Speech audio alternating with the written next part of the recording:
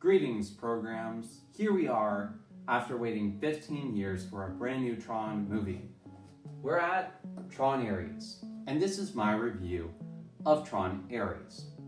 So let's start off with the good. The soundtrack is really good, honestly. Nine Inch Nails did a really good job with the soundtrack. I thought it was a really good bumpin', good, nice soundtrack for it that really understood what the world of Tron meant. There's a lot of it that kind of reminded me of like Tron Legacy, a bit of it that reminded me of Wendy's Carlos music, as I said. So yeah, it really worked well, and especially with the visuals. A lot of this movie just looks really good. They spent a lot of good time with like the visual effects and how this world looks, especially we're on the grid, which we're not on there too much because the grid's invading our real world. So it's like, I kind of wish we were more in the grid than we were in the real world, but sure, I guess. And then there's this one I put in here that says bumpin' scenes. What I mean by that is that there were some genuinely good scenes that I liked in here. Like there were some good chasing scenes. There were some good like scenes that made me feel like I was in Tron again. And I was like, okay, I can accept that. I like it.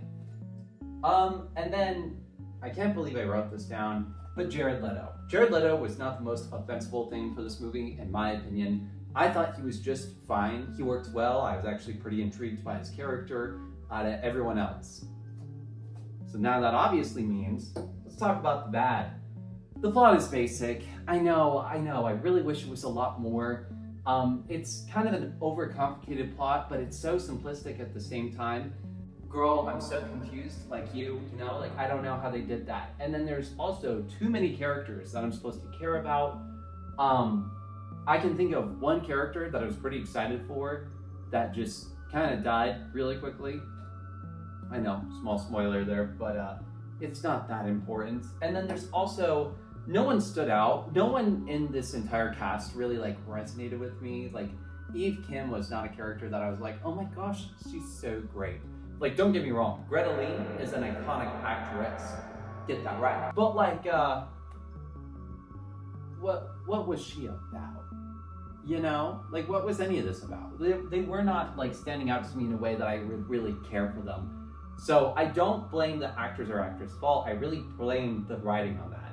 And there was just some weird choices throughout this film that I would love to talk about, but we got to get to the spoiler part. So overall, on a non-spoiler part of this, it's like, yeah, Tron Ares is like, I genuinely enjoyed most of it in a vacuum, but there's just a couple things in there that made me hurt as a Tron fan.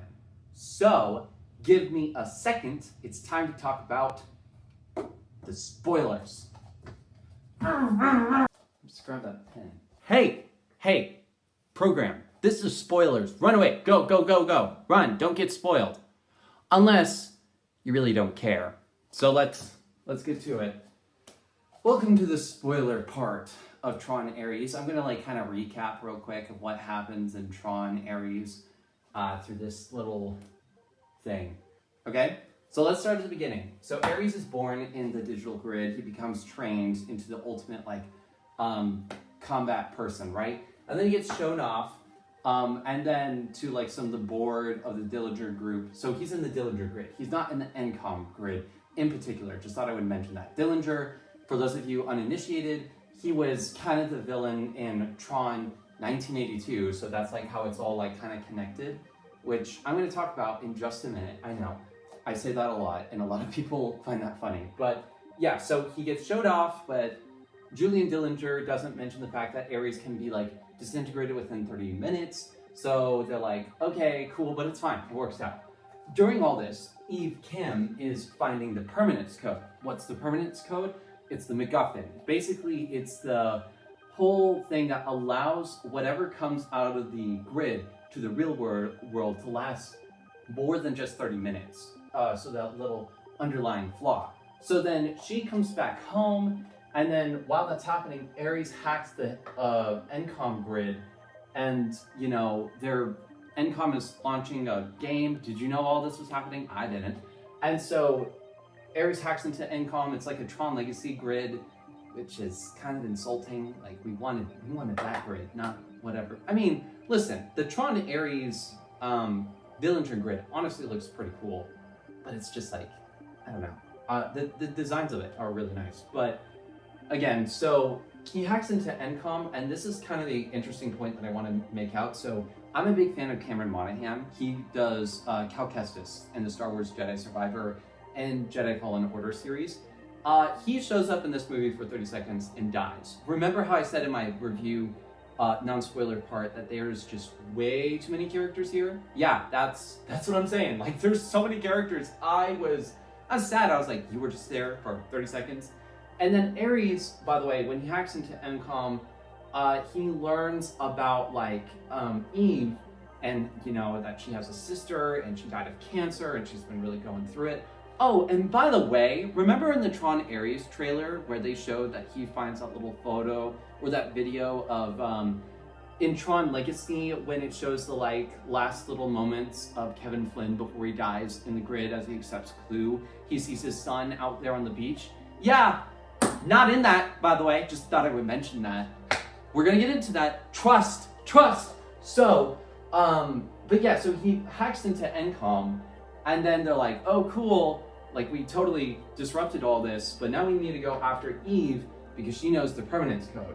So he goes after her, and I need to mention something. Ares, like, notices the rain, and he's like, whoa, this is, like, really real, and he likes that. And then he talks to Eve, and Eve is, like, having this empathetic response of wanting to, like, kind of help him, and it kind of, like, changes his coding. And then Eve gets captured and gets into the Dillinger grid.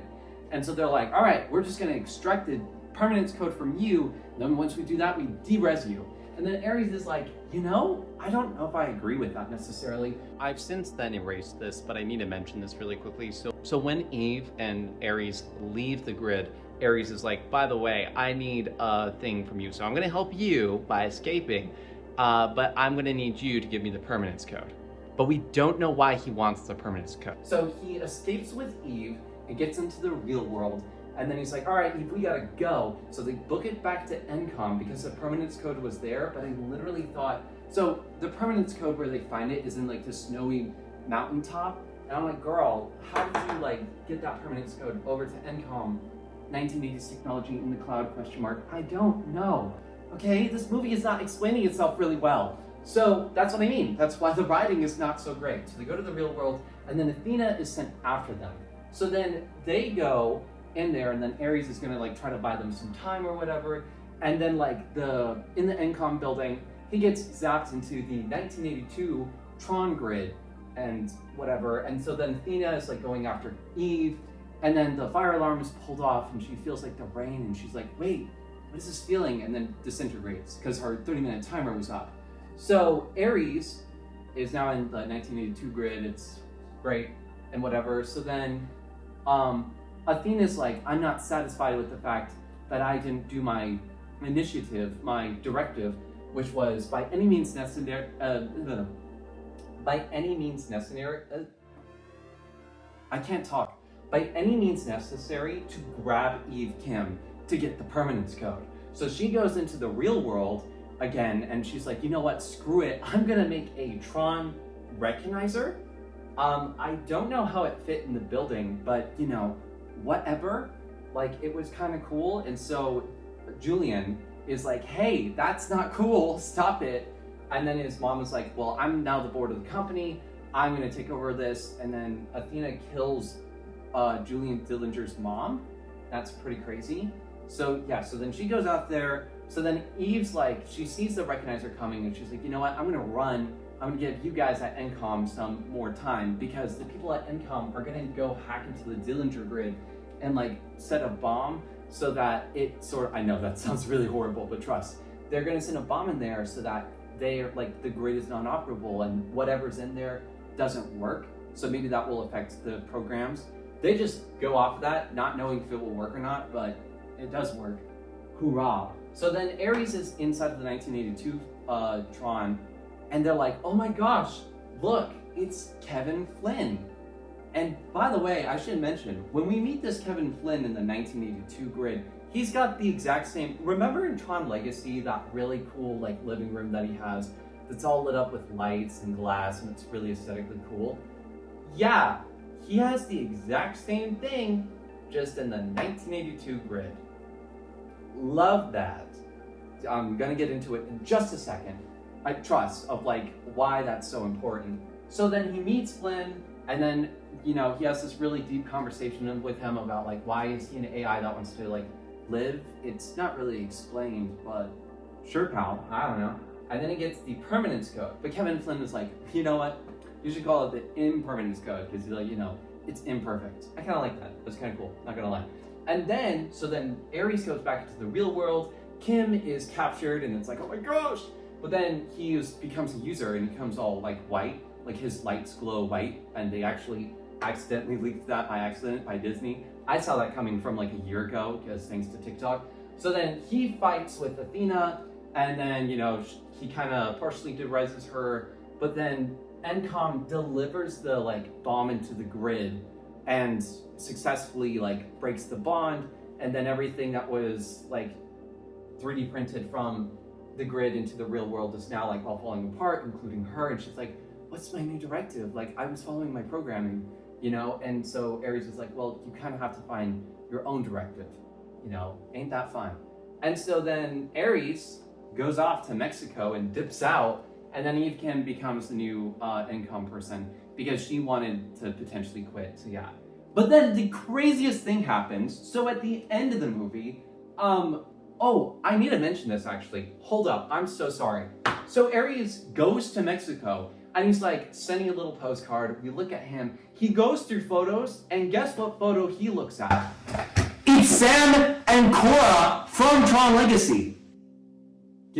Put a pin in that, right? Where I was talking about that, okay? About this whole Tron Legacy thing, trust. So Julian then goes into the grid because the feds are coming up on him. They're like, we're totally gonna put you in jail. And he's like, I think not. So he's like, all right, I'll go into the grid and whatever. And this 1982 Tron disc appears. And we're like, wait, what is this? And then he puts it on, and all of a sudden he becomes into Sark. Yeah, who's Sark, you may be asking? Sark is like one of the main villains from Tron 1982. And I need to clarify this. In Tron, if you haven't figured this out, every person that's in the real world has like a digital counterpart of themselves. Though in this, they kind of just forgot that, I guess. So in a way, Julian makes sense because he's Sark, because his grandfather, who was Dylan, I can't remember his name, but the Dillinger that was in 1982 plays Sark, and also the Dillinger guy in 1982. So it makes sense that he's the grandson, and now he's playing Sark. One more thing I really need to mention about all this really quickly. So again, sorry, this is just some editing part here, but I need to mention this. So when I was talking about when Julian Dillinger enters the Dillinger grid that he set up and becomes Sark, you know what's funny? There was this little Tron fan little video that came out a couple of years ago, right after Tron Legacy, and it was teasing for Tron 3, okay? And guess who was teased in there? Sark. So they literally took the fan writing of that and said, yeah, we'll go with that. I don't know why they went this route. But I think the most frustrating thing of this whole gosh dang part of this whole movie. Now let me erase this a little bit more. Is that constantly they said, you know what? We could have given you the Sam and I don't know, Cora? Yeah. Cora storyline. We could have given you this. They tease you this entire film. When Ares goes into the NCOM thing, he low-key finds a little photo and brushes past the little photo of Sam and Cora after the movie of Tron Legacy. And remember when, at the end here, when I was talking about that Ares goes to Mexico, he goes on a bike to ride off into somewhere. It's giving serious Morbius vibes. He rides on this bike, and it's the same bike from Tron Legacy. They were teasing at this so dang hard, and I honestly wish they didn't. I wish this was written out of the story. I genuinely wish that this wasn't written part of the story at all, because you teased this and people wanted this, and you didn't give it to them. In a vacuum, as I was saying in my non-spoiler review, if this wasn't alluded to at all, it could have been a better movie.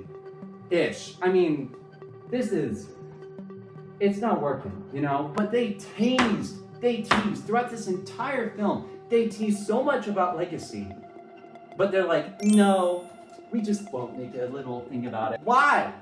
Why didn't you make a movie about these two? Not about this. Who cares about this? I mean, you tried to make us care, but that didn't work for you, obviously. So that's the most frustrating part. In a nutshell, in a vacuum, it works for the most part. I was kind of down for it. Like, Ares was the most interesting person here. I didn't care about anyone else. There was like 2 or 3 different side characters from both Dillinger and from Encom that the movie was trying to make me care about. But I genuinely just couldn't care about them. So like, why? You know? I don't know. I think this is a okay movie, but this just doesn't help. Them teasing this constantly was not good. I didn't like that. So overall, I give Tron Ares like a 7.5 out of 10. But it's just like, come on, man. This was the route. You should have went that route. So, yeah, I want to say thank you so much that I've gotten so much great support throughout all my social media platforms for posting this review. You guys are so fun, and I love posting all this stuff. So, yeah. Just let me know if you want to see more. I think I want to make a video about Tron Uprising and also Tron Evolution and also Tron 2.0 because, like, we got to represent for all this sort of Tron stuff. So, yeah. Anyway, thank you guys so much for watching. I'll see you in the next one. Wish you were better though.